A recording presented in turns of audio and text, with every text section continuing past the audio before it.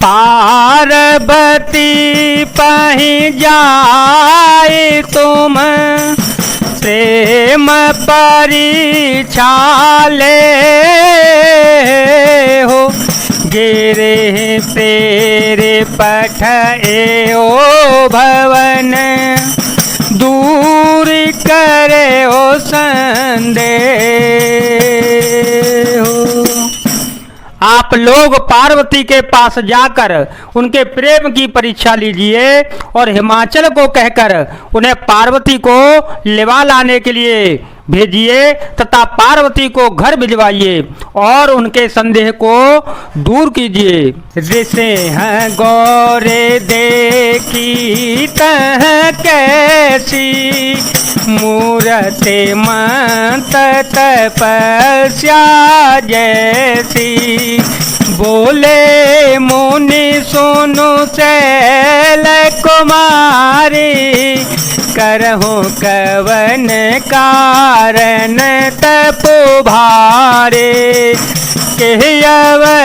अवराधों का तुम चहो हम सन सत्य मरमो किन कहूँ। कहत वचन मनो अते सकुचाए हंसे हूँ सोने हमारे जड़ताई। ऋषियों ने वहां जाकर पार्वती को कैसी देखा मानो मूर्तिमान तपस्या ही हो। मुनि बोले, हे शैल कुमारी सुनो, तुम किस लिए इतना कठोर तप कर रही हो? तुम किसकी आराधना करती हो और क्या चाहती हो? हमसे अपना सच्चा भेद क्यों नहीं कहती? पार्वती बोली, बात कहते मन बहुत सकुचाता है। आप लोग मेरी मूर्खता सुनकर हंस पड़ेंगे। मनुहट परान सुनई सिखावा चहते वारे पर भीते उठावा। नारद कहा सत्य सोई जाना बिनु पंख हम चाहे उड़ाना। देखूं मुनि अविवेक हमारा चाहिए सदा से वहीं भरतारा। मन ने हट पकड़ लिया है, वह उपदेश नहीं सुनता और जल पर दीवार उठाना चाहता है। नारद जी ने कह दिया, उसे सत्य जानकर मैं बिना ही पंख के उड़ना चाहती हूँ।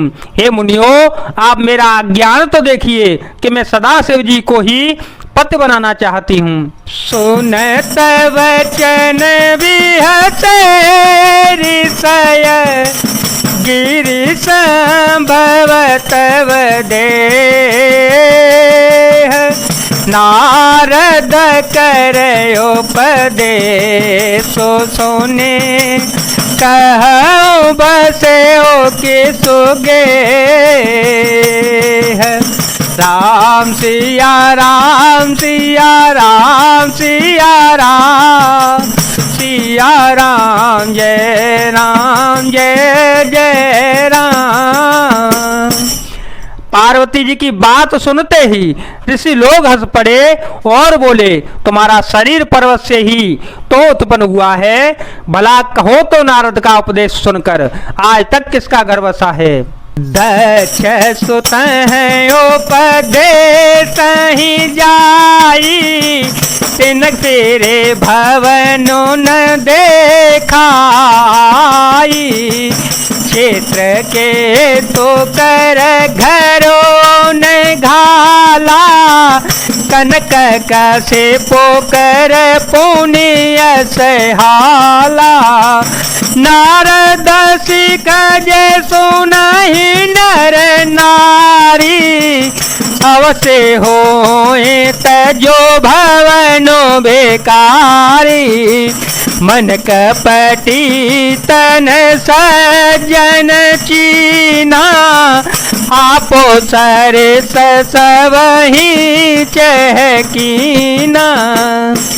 उन्होंने जाकर दक्ष के पुत्रों को उपदेश दिया था जिससे उन्होंने फिर लौटकर घर का मुंह भी नहीं देखा। चित्रकेतु के घर को नारद ने ही चौपट किया। फिर यही हाल हिरण्याकश्यप का हुआ था। जो स्त्री पुरुष नारद की सीख सुनते हैं वे घर बार छोड़कर अवश्य ही विकारी हो जाते हैं। उनका मन तो कपटी है, शरीर पर सज्जनों के चिन्ह हैं। वे सभी को अपने समान बनाना चाहते हैं। के वचन मानी विश्वासा, तुम चाहो पति सहज उदासा।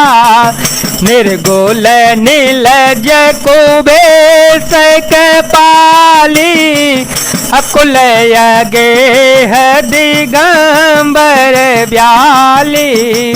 कहूँ कवन सुख असबर पाए, भल बोले हूँ ठग के बोराए।